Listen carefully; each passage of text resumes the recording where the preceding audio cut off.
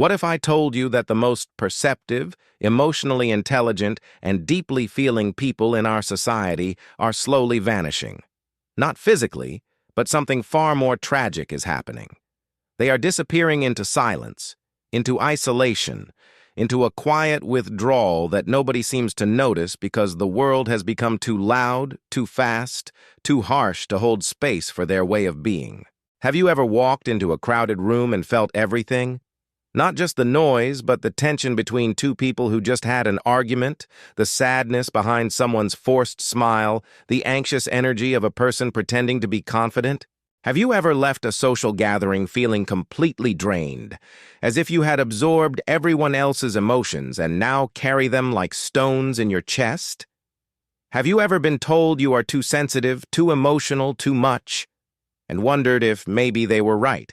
If maybe there is something fundamentally broken inside you? Picture this. You are at a family dinner and everyone is laughing and talking over each other. And you notice your cousin has barely touched her food and keeps glancing at her phone with worried eyes. Nobody else sees it. You want to ask if she is okay, but the conversation moves too fast and the moment passes. Later that night, you lie awake thinking about her, feeling her unspoken pain as if it were your own. This is your curse and your gift. You see what others miss. You feel what others ignore.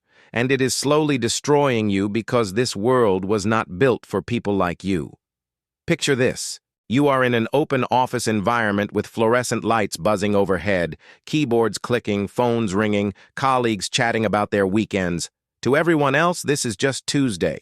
To you, it is an assault on every sense you possess. By noon, you have a headache. By 3, you can barely think. By 5, you rush home and collapse, wondering why something so simple for everyone else feels like running a marathon through broken glass for you. Picture this. You fall in love, and when you love with your entire being. You notice the tiny shifts in your partner's mood, the micro-expressions that reveal their inner world, the unspoken needs they do not even know they have. You give everything, because you feel everything. And when it ends, when it inevitably ends because your intensity frightened them or exhausted them or made them feel exposed, you do not just lose a relationship. You lose a piece of yourself that takes years to rebuild, if it ever rebuilds at all. If any of this sounds familiar, I need you to understand something that could change everything. You are not broken. You are not too much. You are not a mistake that needs to be fixed. You are experiencing a fundamental mismatch between your nervous system and a society that has declared war on sensitivity itself. And the philosopher who understood this better than almost anyone was Alan Watts, who spent his life trying to explain why our modern world is designed to crush the very people who could save it. Alan Watts observed something profound about Western civilization. He noticed that we have created a culture that treats sensitivity as weakness, depth as impracticality, and emotional intelligence as something to be medicated away rather than celebrated. We reward the thick-skinned, the competitive, the aggressive, the people who can bulldoze through life without being affected by the suffering around them. And we punish, sometimes subtly and sometimes brutally, those who cannot help but feel. Watts understood that this was not always the case. In many traditional cultures, the sensitive ones, the ones who could feel the mood of a room or sense approaching danger, or understand what someone needed before they asked, these people were valued. They were the healers, the counselors, the artists, the spiritual guides. Their sensitivity was recognized as a form of perception, not a disorder. They saw more, felt more, understood more, and this was considered a gift to the community. But somewhere along the way, we decided that efficiency matters more than depth, that productivity matters more than presence, that the ability to disconnect from your feelings is a professional asset. We built schools that punish children for daydreaming and reward them for sitting still and following rules. We built workplaces that demand constant availability and treat boundaries as signs of poor commitment. We built a social media landscape that bombards sensitive nervous systems with an endless stream of conflict, tragedy, outrage, and artificial connection that somehow leaves us feeling more alone than ever. I want to pause here for a moment because I know what we are discussing is not just an interesting theory for you. Right now, you might be recognizing a pattern you have lived with your entire life, a pattern that has shaped your relationships, your career choices, your deepest fears about yourself. When did you first realize that you experience the world differently than most people? When did you first understand that what exhausts you seems to energize others, that what overwhelms you barely registers for everyone else? If you feel comfortable sharing, write in the comments. I first realized I was highly sensitive when... Your story might be exactly what someone else needs to read today to feel less alone in their experience. Alan Watts spoke often about what he called the taboo against knowing who you really are. He argued that society trains us from birth to forget our true nature, to identify with a small, separate self that must constantly defend itself against a hostile world. For highly sensitive people, this taboo is especially destructive because your true nature includes a depth of perception and feeling that society has labeled as pathological. Think about the language we use. We say someone is overly sensitive as if there is an objectively correct amount of sensitivity and they have exceeded their quota. We tell children to toughen up as if their openness to experience is a manufacturing defect that needs correction. We diagnose sensitivity as anxiety disorder or social phobia or sensory processing dysfunction. And while these labels can sometimes be helpful, they often miss the point entirely. They frame a different way of being as a medical problem to be solved rather than a human variation to be understood. Watts would point out that this reflects a deeper confusion in our culture. We have forgotten that the nervous system is not a machine processing data but a living, breathing interface between consciousness and the world. When you walk into a room and feel the emotional temperature, you are not malfunctioning. You are perceiving accurately.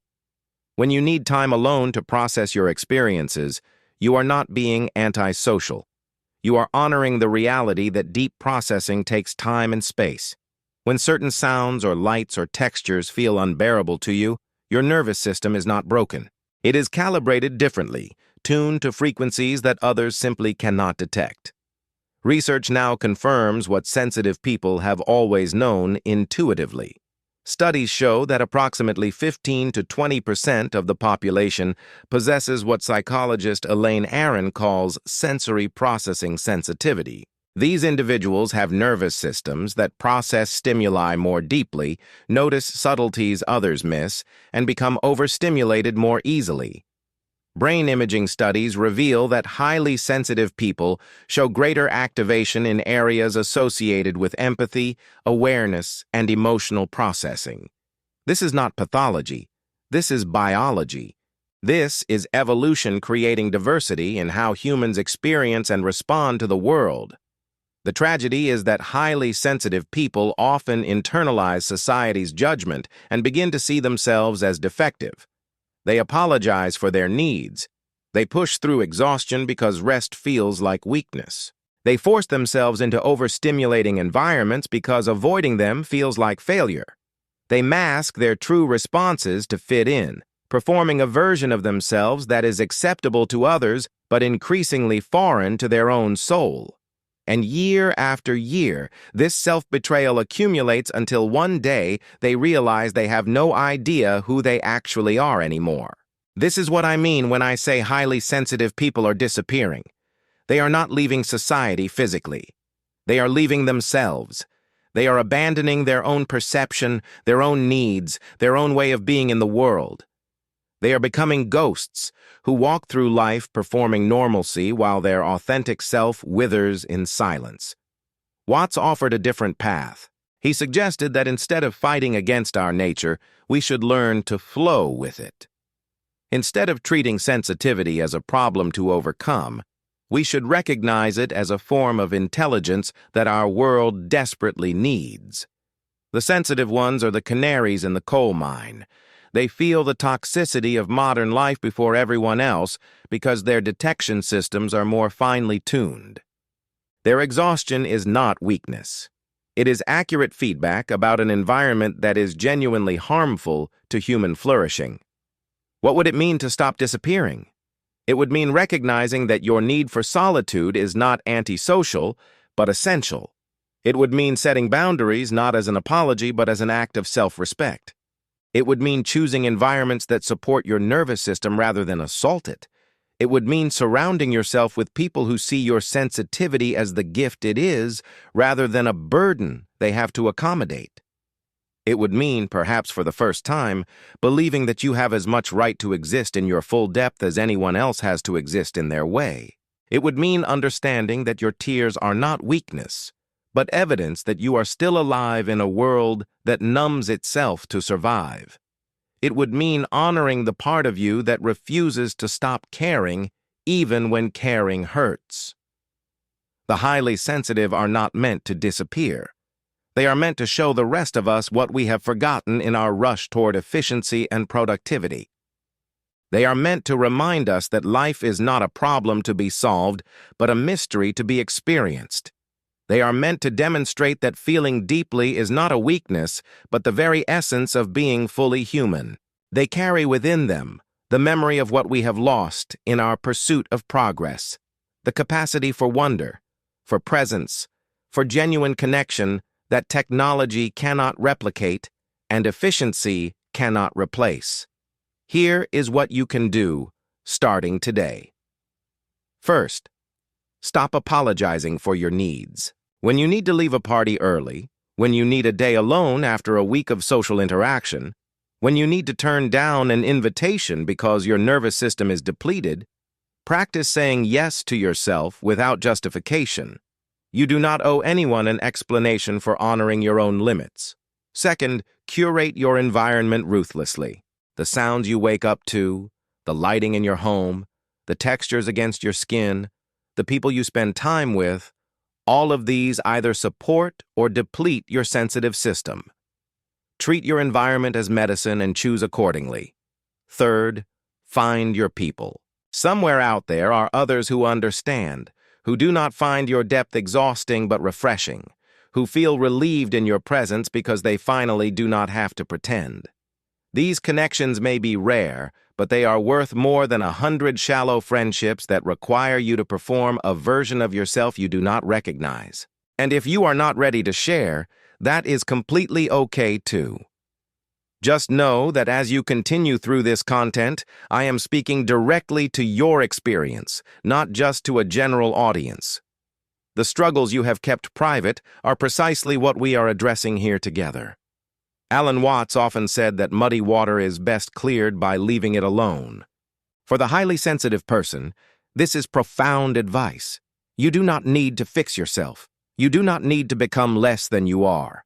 You need to stop stirring up your own waters with shame and self-criticism and desperate attempts to be someone you were never meant to be. You need to let yourself settle into what you actually are and trust that the clarity that emerges is exactly what the world needs from you.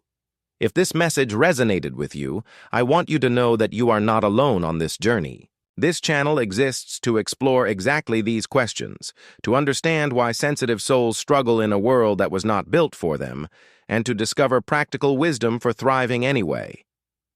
Subscribe so we can continue this conversation together. Share in the comments how this video landed for you because your experience matters and your voice deserves to be heard. You have spent too long trying to disappear. It is time to let yourself be seen. Hit that subscribe button and join a community that celebrates rather than pathologizes your depth.